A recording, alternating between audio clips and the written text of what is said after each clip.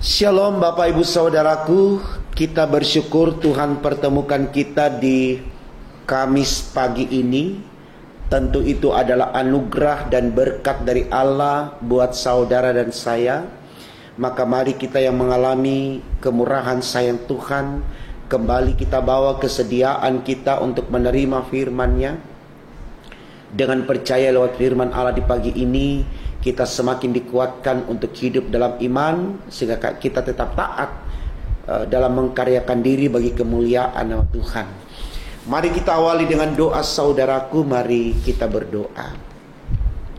Tuhan Yesus, terima kasih karena Engkau sudah memberkati kami di pagi hari ini, sehingga dalam berkat-Mu kami kembali membawa kesediaan kami untuk menerima firman-Mu. Dengan percaya firman Allah ini akan menuntun kami untuk mengerti bagaimana kami harus berkarya hari ini, hanya untuk hormat kemuliaan bagi nama-Mu. Karena itu Tuhan, urapi sekalian kami lewat firman-Mu, agar lewatnya kami semakin dimampukan untuk mengandalkan Engkau dalam seluruh realitas hidup kami, demi untuk kemuliaan nama-Mu. Di dalam nama Tuhan Yesus kami sudah berdoa dan mengucap syukur kepada Bapa di sorga. Haleluya, amin. Saudaraku, bacaan Alkitab kita di Kamis pagi ini terambil dari kitab Yesaya 41 ayat 1 hingga 7. Demikian firman Tuhan. Tuhan membangkitkan seorang pembebas. Dengarkanlah aku dengan berdiam diri, hai pulau-pulau. Hendaklah bangsa-bangsa mendapat kekuatan baru. Biarlah mereka datang mendekat, kemudian berbicara. Baiklah kita tampil bersama-sama untuk berperkara. Siapakah yang menggerakkan dia dari timur? Menggerakkan dia yang mendapat kemenangan di setiap langkahnya, yang menaklukkan bangsa-bangsa ke depannya dan menurunkan raja-raja. Pedangnya membuat mereka seperti debu, dan panahnya membuat mereka seperti jerami yang tertiup. Ia mengejar mereka, dan dengan selamat ia melalui jalan yang belum pernah diinjak kakinya. Siapakah yang melakukan dan mengerjakan semuanya itu? Dia yang dari dahulu memanggil bangkit keturunan-keturunan. Aku Tuhan yang terdahulu, dan bagi mereka yang terkemudian aku tetap Dia juga. Pulau-pulau telah melihatnya dan menjadi takut. Ujung-ujung bumi pun menjadi gemetar. Mereka datang dan makin mendekat. Yang seorang menolong yang lain dan berkata kepada temannya, kuatkanlah hatimu. Tukang besi menguatkan hati tukang emas, dan orang yang memimpikan logam dengan martil menguatkan hati orang yang menempah di atas landasan. Ia berkata tentang patrian, itu baik, lalu menguatkannya dengan paku-paku sehingga tidak goyang. Saudaraku, tema renungan kita di pagi hari ini dituliskan demikian dalam Sabda Bina Umat Sang Pembebas. Kalau kita melihat tema renungan kita ini, mau mengatakan kepada saya dan Bapak Ibu, semua orang, bahkan semua kelompok orang dalam komunitas besar atau kecil, selalu menginginkan yang namanya pembebas, ya. Kenapa? Karena sang pembebas ini diartikan atau dimaksudkan akan mampu membawa kita keluar dari berbagai tekanan hidup yang menindih, yang membuat kita menderita dan seterusnya, ya. Jadi hadirnya sang pembebas ini adalah sebagai upaya untuk membawa kita dari suasana yang tidak nyaman menjadi nyaman. Ya, saya pikir benar apa yang dikatakan di awal khotbah tadi. Tidak ada satu manusia pun yang tidak menginginkan hal yang demikian. Karena di situasi nyaman, oleh karena pembebasan itu tadi, kita akan lebih bisa melahirkan karya-karya yang lebih baik ketimbang kita berada dalam sebuah tekanan atau penderitaan. Ya, jadi itu alasan kenapa saya katakan tadi, semua manusia baik secara pribadi maupun kelompok selalu menginginkan sosok sang pembebas. Ya. Nah, saudaraku, catatan kecil saja bagi kita semua untuk kita mengerti bahwa dalam seluruh realitas perjalanan hidup manusia, ya, dari Firdaus sampai hari ini, peran Allah itu adalah yang menentukan. Artinya dia memiliki otoritas penuh untuk mengendalikan situasi hidup manusia. Jadi kalaupun kemudian misalkan manusia menggantungkan harapannya kepada sosok yang dia anggap bisa membebaskan dia dari derita yang ada, kalau Tuhan tidak berkenan atas orang itu untuk membebaskan kita, itu tidak akan terjadi. Ya. Nah, spiritnya saudaraku, supaya kita mulai melihat Allah sebagai yang menentukan pembebasan itu. Kepada siapa dia percayakan untuk membebaskan kita dari derita ini, atau mungkin dengan tangannya langsung membebaskan kita, itu otoritas Allah. Itu kewenangan Tuhan. Tujuannya adalah supaya kita tidak mempertuhankan orang yang menurut kita dia kuat, dia hebat, dia pintar, dia luar biasa. Tidak. Karena Tuhan tidak mau diduakan. Gitu loh. Jadi kalau kita mau mempercayakan diri kita kepada seseorang yang kita anggap lebih mampu untuk membawa kita ke dalam suasana nyaman, bawa dalam doa. Jangan kita langsung datang kepada dia seakan-akan dia menentukan hidup kita dan kita mengabaikan Tuhan. Saya pikir tidak sulit bagi kita. Misalkan kita bermohon, Tuhan saya mohon kerjasama dengan si A supaya lewat kehadiran si A saya bisa lebih lagi menghasilkan karya yang lebih baik. Saya pikir tidak sulit, saudaraku. Bukan langsung kita datang kepada si A, sepertinya sudah kamulah orangnya yang bisa menolong saya, bla bla bla bla bla. Bukan seperti itu, saudaraku. Ya. Nah, ini yang mau dikisahkan di dalam bacaan kita, saudaraku, dari apa yang dialami oleh orang-orang Israel atau Yehuda. Ya, yang terjadi di dalam kehidupan mereka yang membawa Yehuda ke dalam sebuah pembebasan, sebuah kenyamanan, itu orang yang sama sekali mereka tidak pernah berpikir kalau sosok Kores itu, ya, kerajaan Persia itu yang akan membebaskan mereka dari berbagai macam derita yang ada, gitu loh. Sehingga dia bertanya di dalam ayat 2, dia katakan begini, siapakah yang menggerakkan dia dari timur? Dari timur ini adalah kerajaan Persia, yaitu Kores. Ya.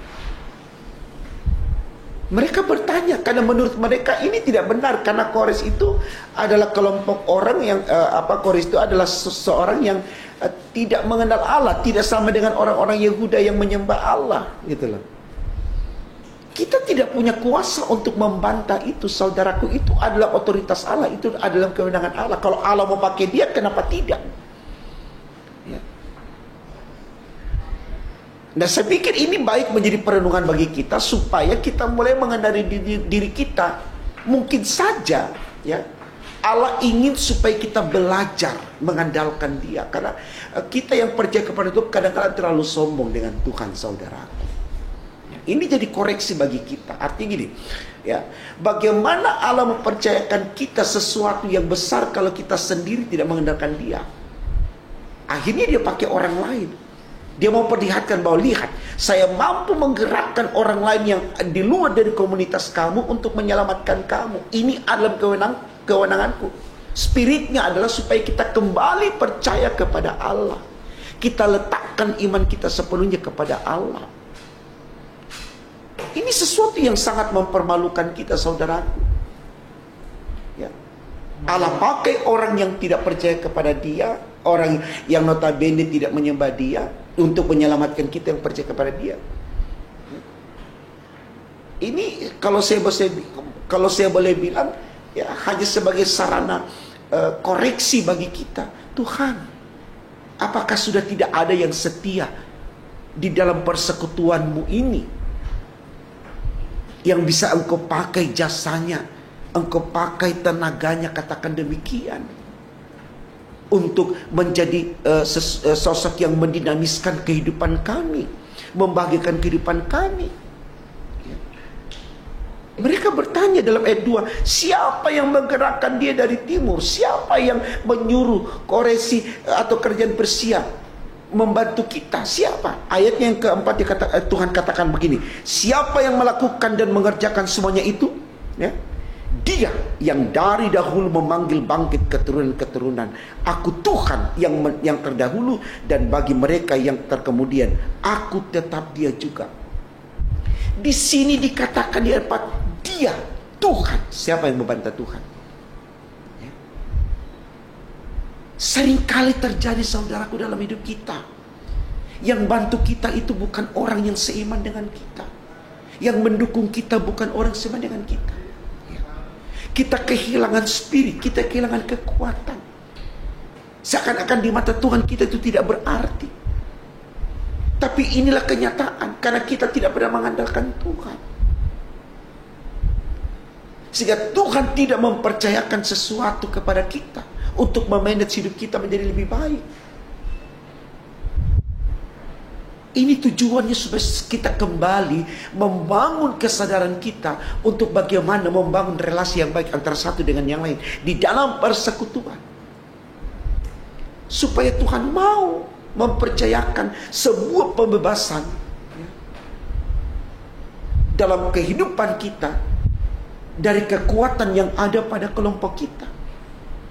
Ini yang disadari oleh mereka, ya. Dikatakan dalam ayat 6 dan 7 dikatakan begini, yang seorang menoleh, mulai dari ayat 5, ya.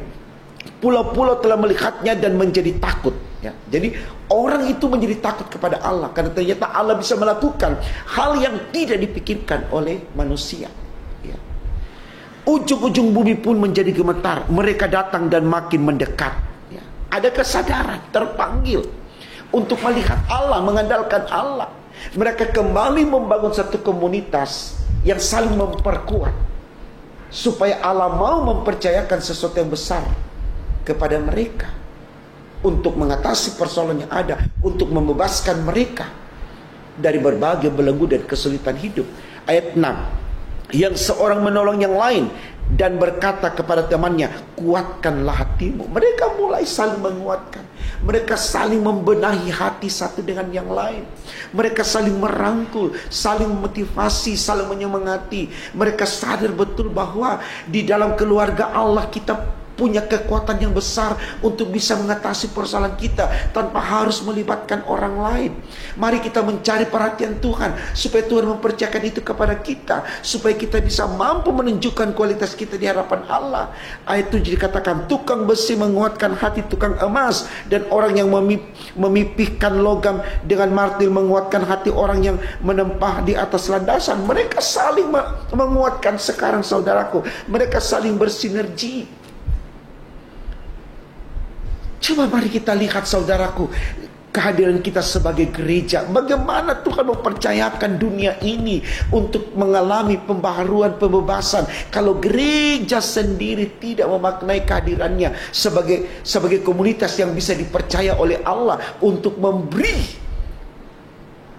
suasana nyaman, memberi pembebasan, memberi peluang bagi orang untuk mengekspresikan hidupnya seperti yang Tuhan inginkan.